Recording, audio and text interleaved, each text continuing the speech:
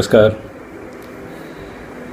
पिछले वीडियो में आपसे बात हुई थी कि जो PIL लगाई गई है राजस्थान हाई कोर्ट में, और जिसमें एक चीज़ और कही गई थी कि जब संगठन की ओर से ऑलरेडी एक PIL लगा रखी है तो क्या किसी को व्यक्तिगत तौर पर भी केस दर्ज करना चाहिए, क्या उससे कुछ सेपरेट बेनिफिट होता है, या जो PIL लगाई है वही अपने आप में सफिशिएंट है, और अगर उसमें कोई भी फैसला फेवर में आता है तो वो सभी जो इन्वेस्टर्स हैं या जिसका भी पैसा सोसाइटी में फंसा हुआ है, रुका हुआ है, वो उन सब पर वो फैसला लागू होगा। तो इस बात पर आपकी क्या राय है, इस पर आप बताइएगा। इसके अलावा जो ट्विटर पर हमारा अभियान जोरों पे है, आज एक वक्त में हमारा जो ट्रेंडिंग में है, नेशनल ट्रेंडिंग में टॉप में था हमारा आदर्श क्रेडिट आदर्श सोसाइटी का जो ट्विटर अकाउंट है, ट्विटर हैशटैग है उसका।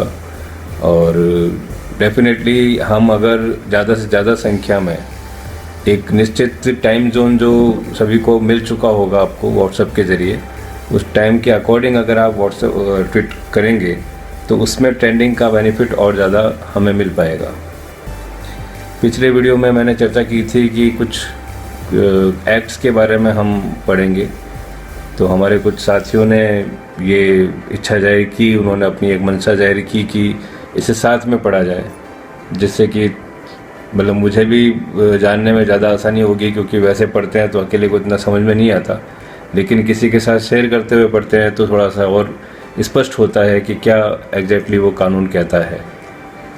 तो सबसे पहले मैं जो लैपटॉप मेरे सामने है, क्योंकि सब चीज़ें ये एक्ट वगैरह याद रहना तो मुश्किल होता है, तो सामने ही एक्ट लैपटॉप पे।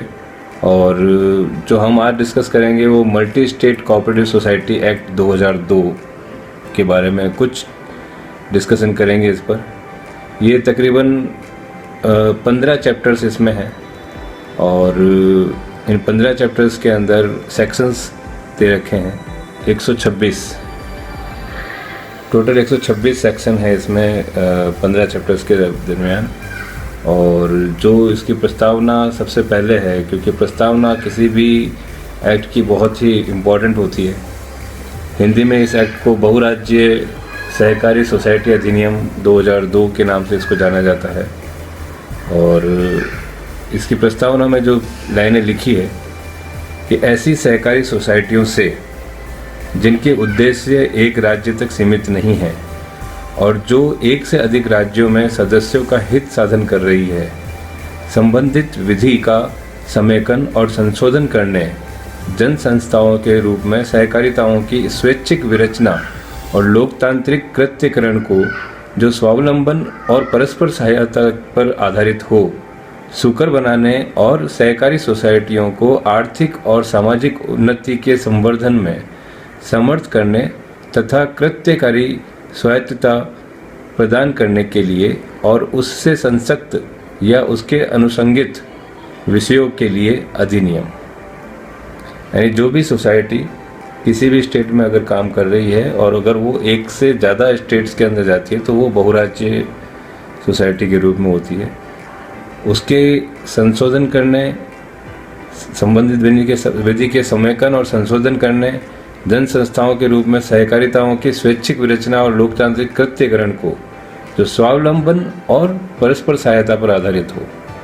यानी ऐसे एक्ट जो कि इंडिपेंडेंस के ऊपर जाए और म्यूचुअल बेनिफिट्स के लिए जाए, इंडिपेंडेंस एंड म्यूचुअल बेनिफिट, जिसमें स्वावलंबन और म्यूचुअल बेनिफिट यानी परस्पर सहयोग, ये उनका उद्देश्य सोसाइटी का होना चाहिए।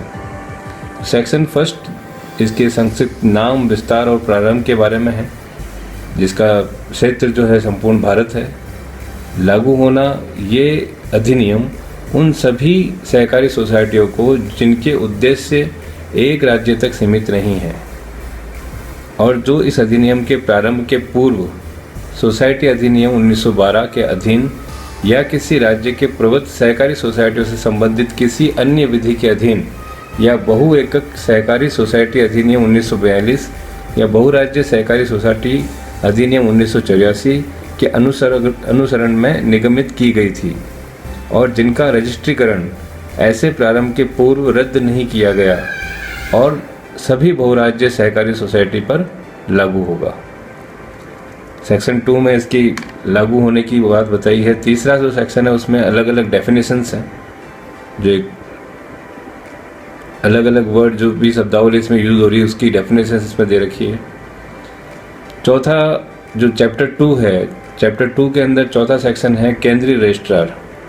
तो केंद्रीय रजिस्ट्रार और बहुराज्य सहकारी सोसाइटियों का रजिस्ट्रीकरण यानी रजिस्ट्रेशन और केंद्रीय रजिस्ट्रार सेंट्रल रजिस्ट्रार की जो नियुक्ति है उसके बारे में इसके बारे में बताया है। केंद्रीय रजिस्ट्रार केंद्रीय सरकार किसी व्यक्ति को सहकारी सोसाइटियों का केंद्रीय रजिस्ट्रार नियुक्त कर सकेगी और केंद्रीय रजिस्ट्रार की सहायता के लिए ऐसे अन्य व्यक्तियों को भी नियुक्त कर सकेगी जिन्हें वे ठीक समझें। केंद्र सरकार अधिसूचना द्वारा निर्देश दे सकती है कि इस अधिनियम के अधीन केंद्रीय रजिस्ट्रार द्वारा प्रयोग की जाने वाली कोई शक्ति किसी बहुराज्य सहकारी सोसाइटी के रजिस्ट्रीकरण की शक्ति के भिन्न ऐसी सोसाइटी और ऐसे विषयों के संबंध में जो अधिसूचना में विनिर्दिष्ट किए गए जाए केंद्रीय सरकार या राज्य सरकार के किसी अन्य अधिकारी द्वारा भी जो केंद्रीय सरकार द्वारा प्राधिकृत किए जाएगा ऐसी शर्तों के अधीन रहते हुए जो इसमें विनिर्दिष्ट किए जाए प्रयोग में की जाएगी।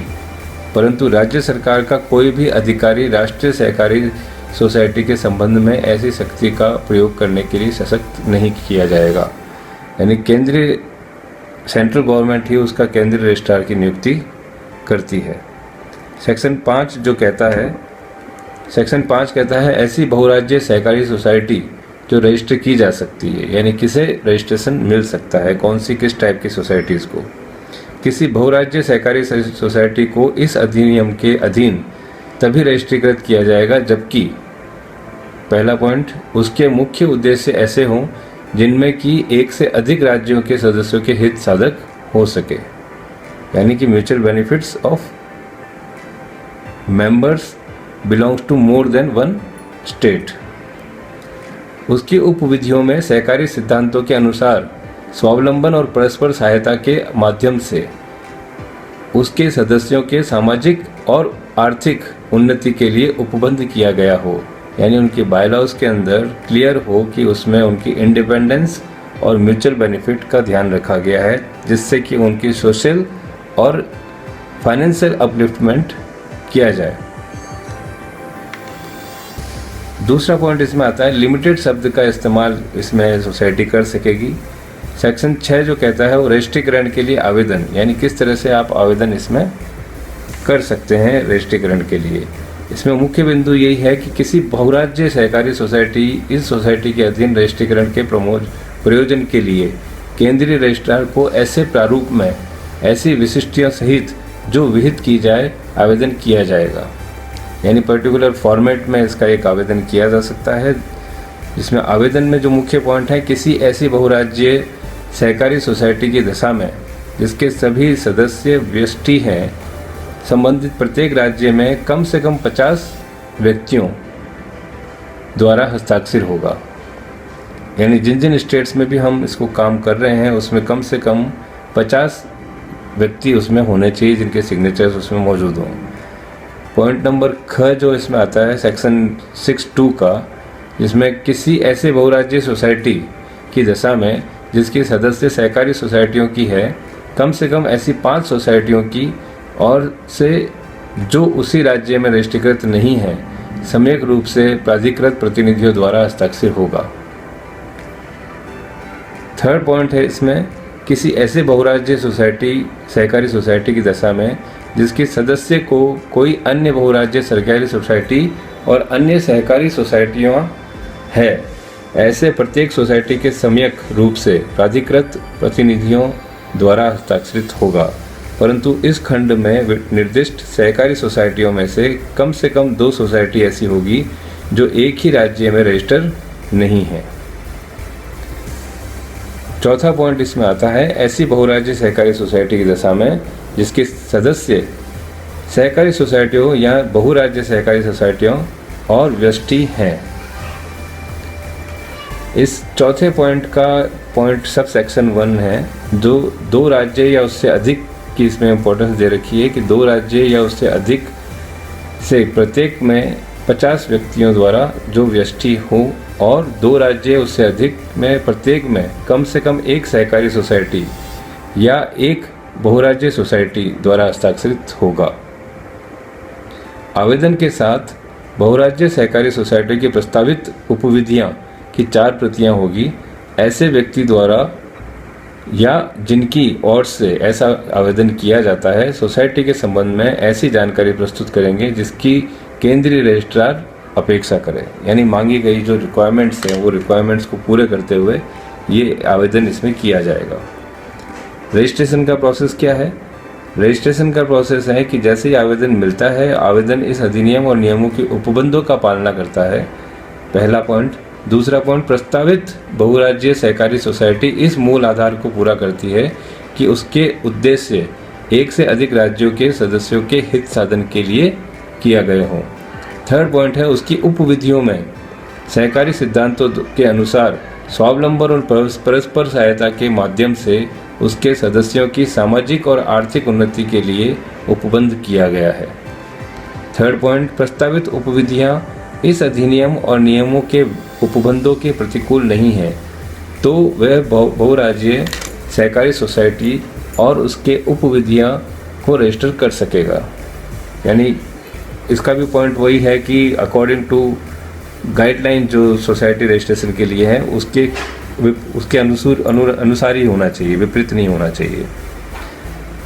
थर्ड पॉइंट, जहां केंद्रीय रजिस्ट्रार किसी बहुराज्य सहकारी सोसाइटी को रजिस्टर करने से इनकार करता है, वहां वह इनकार करने वाले ऐसे आदेश को इनकार करने के कारणों सहित यथास्थिति आवेदक या आवेदकों को रजिस्ट्रीकरण की आवेदन प्राप्ति के तारीख से 4 मास के भीतर संसूचित करेगा। यानी उसको अगर रिजेक्ट करना हो तो 4 महीने के अंदर अंदर वो रिजेक्ट कर सकता है और रिजेक्ट कर कारण देते हुए उसको रिजेक्ट किया जाएगा।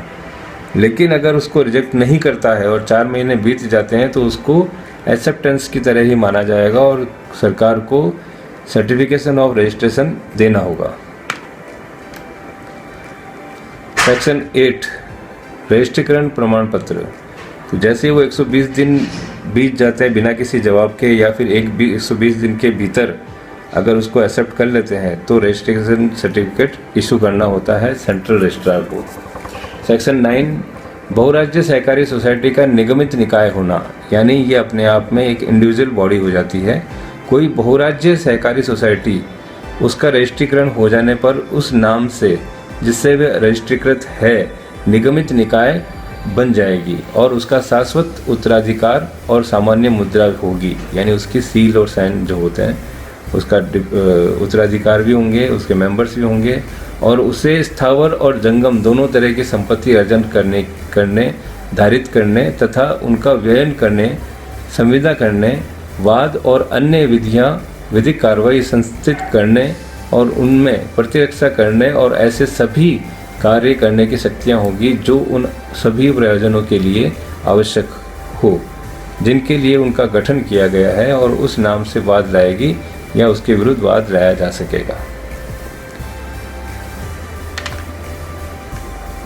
सेक्शन 9 का सब सेक्शन 2 कहता है किसी बहुराज्य सहकारी सोसाइटी के रजिस्ट्रीकरण से पूर्व सद्भावना पूर्वक किए गए सभी संव्यवहार रजिस्ट्रीकृतकरण के पश्चात इसके रजिस्ट्रीकरण के उद्देश्य को अग्रसर करने के लिए किए गए संव्यवहार समझे जाएंगे।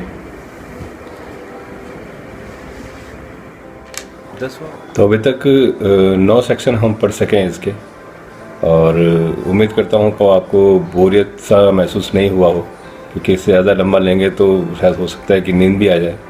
तो उससे बचने के लिए अब हम आज का वीडियो यहीं पे ही समाप्त करते हैं। इसमें पर्टिकुलरली अगर सेक्शन की बात करूँ तो, और 10वां सेक्शन काफ़ी इंटरेस्टिंग होगा और बायोलॉजी से रिलेटेड है, तो वो नेक्स्ट वीडियो के लिए हम पेंडिंग रखते हैं।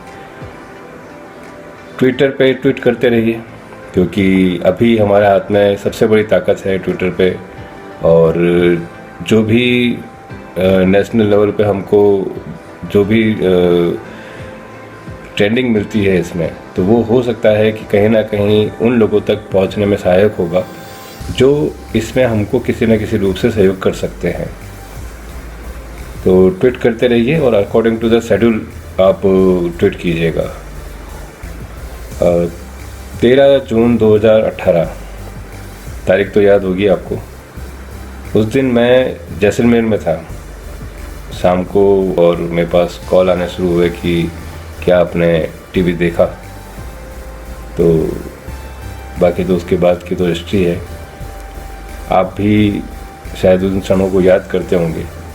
तो अगर आपको अच्छा लगे तो शेयर कीजिएगा कमेंट में कि 13 जून 2018 को आप कहाँ थे, और जब आपने ये सुना तो कैसा महसूस किया। पॉजिटिव रहिए, सकारात्मक रहिए, अपना अपने परिवार का ख्याल रखिए, क्योंकि पहला सुख निरोगी काया। इस पहले सुख का आनंद लीजिए और अगले वीडियो में फिर मिलते हैं। बहुत बहुत शुक्रिया, धन्यवाद।